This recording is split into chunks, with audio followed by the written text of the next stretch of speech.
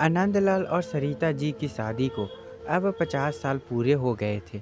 उन दोनों की उम्र भी 75 से ऊपर निकल चुकी थी। दोनों ने अपनी पूरी जिंदगी एक दूसरे के साथ काफ़ी हंसी खुशी से बिताई थी। दोनों बिल्कुल दो जिस्म एक जान बनकर जिए थे। सुख दुख के साथ साथ उन्होंने अपने पर्सनल रहस्य भी एक दूसरे के साथ शेयर किए थे। हाँ, सरिता जी ने केवल एक रहस्य आनंदलाल को कभी नहीं बताया।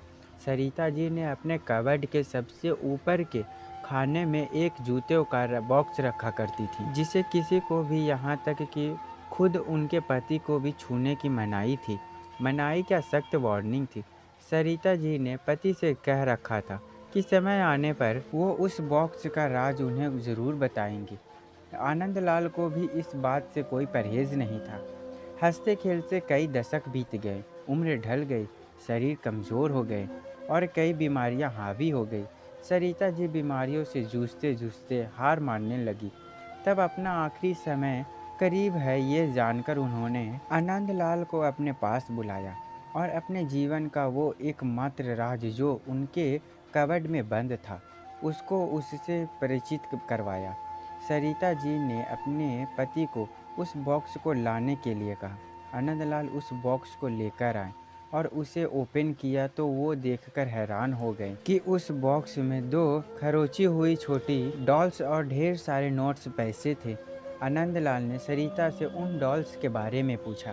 सरिता जी ने कहा, जब मेरी शादी होने वाली थी तब मेरी दादी ने मुझे समझाया था कि अगर अपनी शादी को लंबे समय तक चलाना चाहती हो तो एक दूसरे से जितनी हो सके एडजस्टमेंट और शिकायतें कम हो उसका ध्यान रखना। और उन्होंने उनके लिए मुझे ये डॉल्स का तरीका भी बताया था, जिसमें जब भी मुझे तुमसे कोई शिकायत हो तब एक डॉल को खुरच कर उसे संभाल कर रख लेना।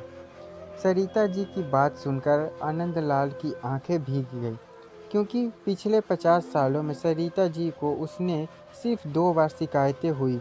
ये विचार ही उनके लिए काफ़ी सुखद था। बाद में उन्होंने उन ढेर सारी 100 के नोटों के बारे में पूछा, जो गिनती करने पर 1 लाख से भी ज़्यादा की थी।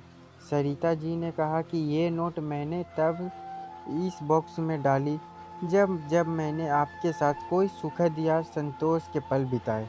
आनंदलाल जी अपने पति को गले लगाकर रो पड़े और बोले, मेरे किसी जन्म के पुण्य ही होंगे जिससे मुझे तुम पत्नी के रूप में मिली।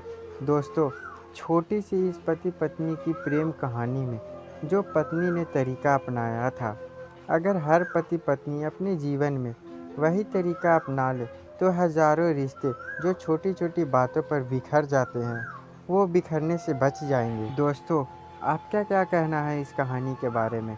कमेंट करके हमें ज़रूर बताएं। उम्मीद करता हूँ आपको पसंद आई होगी यह कहानी।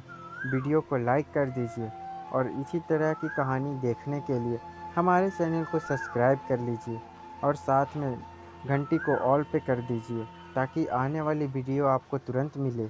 मुझे दीजिए अगली वीडियो तक की इजाज़त। तब तक के लिए धन्यवाद।